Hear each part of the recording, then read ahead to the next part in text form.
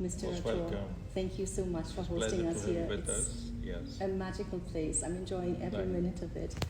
And I usually come here for my birthday parties, so Okay. I'm happy to be back. Today we would like to discuss heritage management with you. We are Okay. in the very fortunate situation to have someone with decades of experience Right. managing historic houses all over Rajasthan. Right. Now, Rambagh Palace has a very unique history. It's not only a hotel, it is a Right. palace that is deeply connected to the royal family of Right. Jaipur, to the history of India. How do you manage a place with such a special history? How is that different from a normal hotel? So, what separate and make it very different, because these are the living palaces. The living palaces means where actually the royalty has lived, breathed, and they enjoyed while staying here at the Rambagh also, and which later on it been continued. So the evolution have gone over the centuries, and so it started basically. There used to be a lady, the maid. Her name was Badrayan. It started with the garden, a bagh we call it in Hindi, and she was the head administrator of, we call the Janana, which is lady sections, and she was responsible. So she used to manage at the Rambagh. It moved beyond and it became the hunting lodge. We can see on the top of the hill, which a place is called Moti Dubri, and it was blessed to have a lot of wildlife around this place, and that used to be very famous hunting lodge, which is Maharaja Madhu Singh II have started, used to come quite often. Then he moved to become the Maharaja Man Singh II.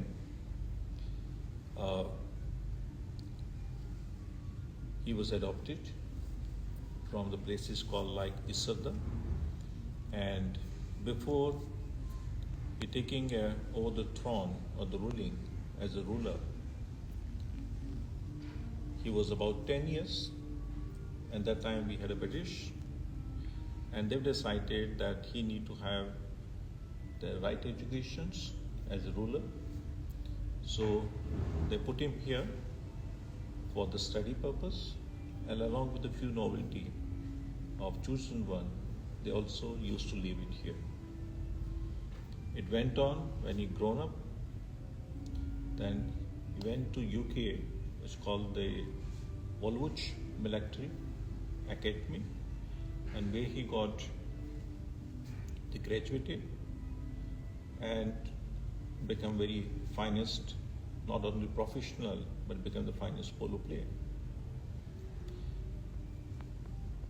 When he was there, he was already married with the two wives, Maharanis. And there he fell in love with the most beautiful lady, it's called the late Maharani, Gayatri Devi. And then he decided to move to Rambagh. So Rambagh, it's something similar like Taj Mahal, the epitome of love, beauty, and it was gifted to her. So they also got the designer, interior designer, the Hammonds from London, and this is how it was redesigned.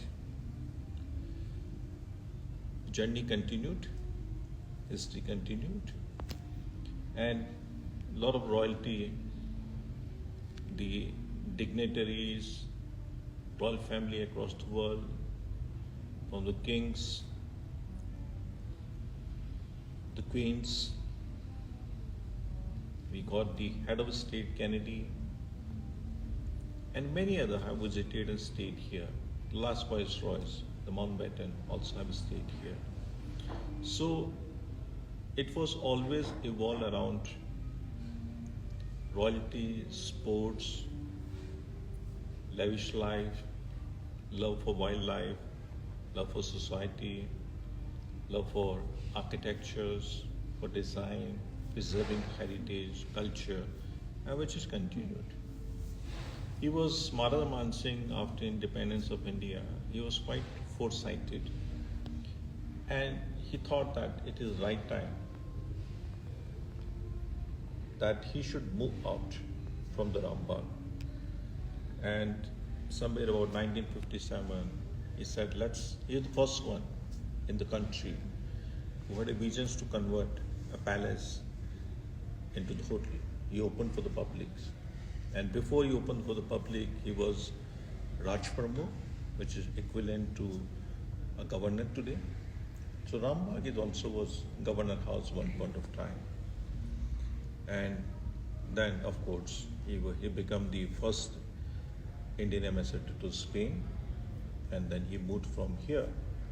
And therefore, the family vacated this one and they moved to places we call the Lily Pool at the back.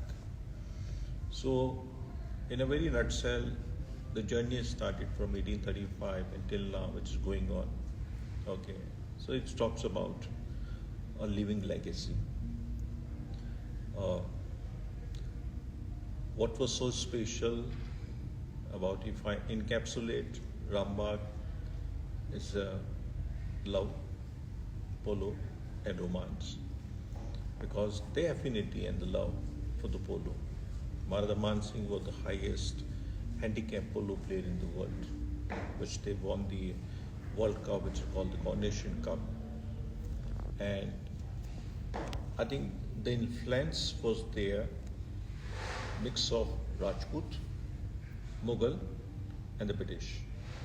And cosmopolitanism, Yeah. which we still see today. If we even look at the Oriental room that we Right. looked at, it is there. The Right. idea of hospitality, of having guests from all over the world, and Right. this continues. Right. And so how do you live with this legacy? How do you preserve this legacy, and how do you continue this legacy? So, the part of legacy, it is all about conservation. And we try to conserve everything what was there in the past also. Our ethos and belief, it's not to do renovations, but do restorations. Because all the material which been used long back, like, and keeping it in different weather conditions. So we have the most of the places, it's like we never used to have the cement, we used to have the lime. They used to make the paste of, including for jaggery and many other things to give a stand to the building also, to keep the architectural point of view, from the Vastu point of view, everything was designed. So keeping that in mind, we are continuing the legacy, keeping a restoration in mind. You say it is a living palace, and indeed it is. Right. Because sometimes we have palaces that are kind of dead. They are nice as museums to visit, but there is no life anymore. Here the life continues. Right. But at the same time there is, dedication to making sure that nothing is damaged. So for instance, taking the Oriental room, it is lovely, and with Right. this kind of chinoiserie elements. How do you do events and ensure that things are not getting damaged? What kind of precautions do you take? See, we do a lot of events also. And before doing the events, I think we have a certain guidelines for the event people. Anybody wants to have it. So there's certain do's and don'ts. Certain area we do not allow for them to use it. Also we do the regular basis that a load structure to see the strength of building over the period of time, because it's a historic building. So we want to keep intact also, not for the structural part of it, but also from the surrounding part of it, preserving the flora and fauna. It's a spread which is almost about 47 acres. We have nothing in close vicinity of the Rambagh. We have the polo ground, we have golf club, and we have Central Park, which used to be part of Rambagh. So the endeavor is at least to preserve the ecosystem, sustainability. We are blessed to have, which is almost about 200 peacocks in the Rambagh. Yes, every So time. which is, Yeah, they come. I think they're the part of the family. Yes, it's lovely to Alright, see them, so- especially in the monsoon. Yeah. And of course, Maharani Gayatri Devi liked to spend the summers abroad, but she did like to come back for monsoon Yeah. to Rajasthan. So I'm really blessed to be here. Yeah. I wanted to talk a little bit about tradition on the one hand and novelty and change on the other hand. Maharani Gayatri Devi and Maharaja Savai Man Singh II, they were keen to make changes to improve lives. For example, getting rid of purdah. They were Right. both very keen to do this. Sustainability, our idea of also luxury changes. So on the one hand, we have this opulence, but also the kind of magic and the playfulness of a palace, the kind of fairy tale idea. Right. But then we also like a kind of certain simplicity, like in the garden, you made changes in the garden. You created this lovely organic garden, for Right. example. Maybe you can tell us a little bit about these changes that you're bringing in line with respect for the tradition, but nevertheless bringing some improvements as well. So our definition of sustainability, which goes with the, it do tell very, we have the initiative we'll call Pathya. It's a Sanskrit pad and which come from the meaning of the path onwards, at least to restore and preserve, all right, is everything, the ecosystem, and to ensure that everything what we do, we need to have on in and around of sustainability. Like today, if you see on the sustainability, it is we don't use any plastic. It's a plastic free. Our procurement has been done more on local. We have changed our menu item in such a way that just to cut down the carbon footprint, okay, we do the more and more local crops. We also have the in-house, the garden, the farm, which we call the place is called, we developed recently during the COVID, and we realized it, the definition of luxury has been changing it. And world is moving from indoor to outdoor. People have more appreciation and they want to be close to nature. All right. So coming to Rambagh is a lap of the nature. When it comes to culinary experience also, what used to be in the past also, okay. This is the place of dining. There used to be personal dining hall of Maharaja Savai Man Singh and Gayatri Devi, and they hosted many events right here. So anything authentic Rajasthani will still continue. It's like Lal Mas is the one which also we continue. The Kachava Ghost, that will also continue. The Martini was the most favorite drinks of late Maharaja Maharani Gayatri Devi. So that we continue. They were found about high tea also. So legacies continued in everything, including wellness. Because today, the people really wants to, after the COVID especially, they're more concerned about the wellness. They're more concerned about the well-being. So it's a spiritual well-being, a physical well-being, ensuring our menu is being done in such a way that our chef ensure that everything has to be healthy and making the, as per the preferences of each guest, they want to have it. So just to make a fairy tale kind of a story, our endeavor is to bring the bygone era back. So when it comes to folk dances, the performance, getting back those artisans, we do a lot of events also. We also part of UNESCO under the initiative called Intangible Cultural Heritage of India. They be also supporting it.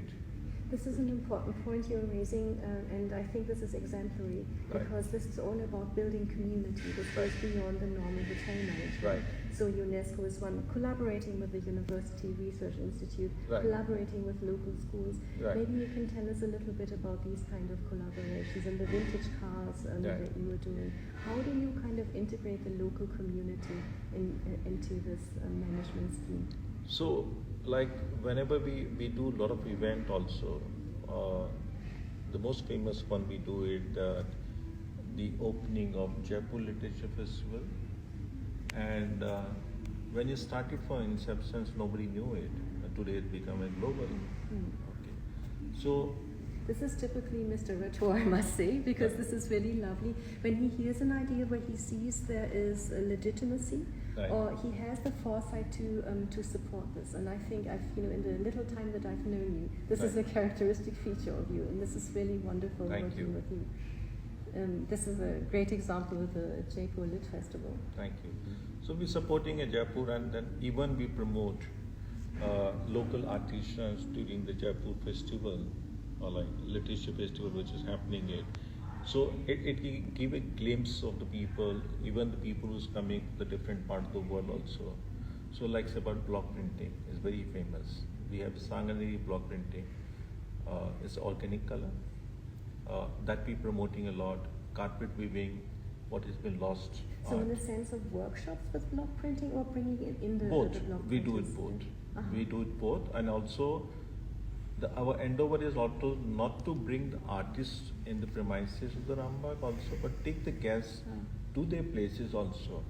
Wonderful. And make them meet the artists also. I think it's a wonderful journey when you actually go to places and you see that how the process of block printing, the blue pottery, the kalbelia in the own bastis, the places they live it, all right.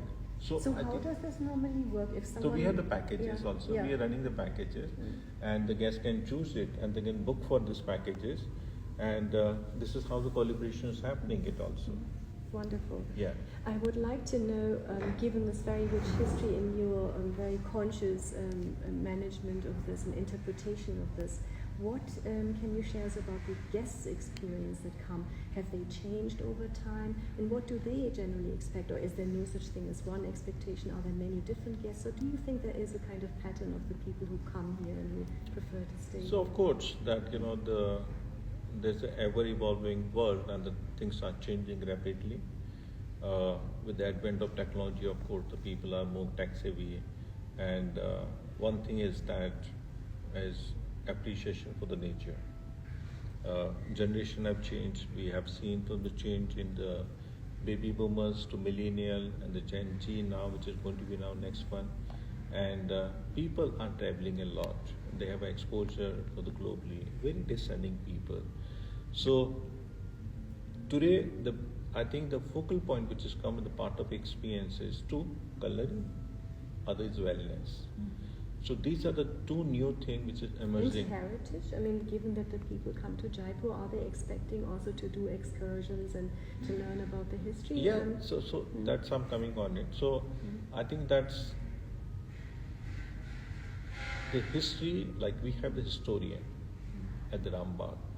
And historian, is not only it talks about the history of the Rambagh Palace, but it also gives a flavor of the city, the entire city. So starting from the foundation, from the Maharaja, the founder of the first one, and then how it's been followed, starting from the Amir Fort, the Jagat Fort, or like the palaces, the Albert Hall, the museums, and many other things also. So our endeavor is to give a flavor of the city, happening the city, and talking about the places where we have the lost artisan also, promoting the local culture, promoting local art, promoting local craft. I think this is we are trying to do it, more. So this is how we're trying to get it. And of course, luxury remain on the top of it, because the people who come here, Rambagh has also been nominated by the TripAdvisors, the best hotel in the world, which was the last year also. So when you're coming and there's such a places, the experience also they expect is much more. They want more personalized, immersive experiences, and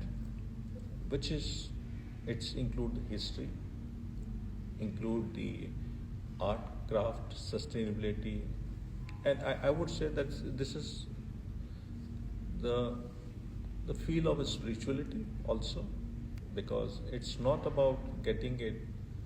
The people also want to get a break from the fast pace of the life also. For me, I think the new definition of luxury, which I feel it, on the lighter note, in the world full of online, if you can afford to be offline, I think that's a new definition of luxury. So which means you need to slow down the pace. While you come here, you have to soak yourself, immerse yourself, all right? And the fairy time of a story, every nook and corners, all right? Transporting people back to the bygone era, to every experiences. Every suite is very different. Design is very different. Architect is very different. All right. So each one, and most of the suite have the different name. Like we place the Princess Suite, Maharaja Suite, Maharani Suite, Potikhana Suite. All right. The Badal Mahal, Rang Mahal. So each one has the different characteristics also. Our butler service, which is give you more personalized service.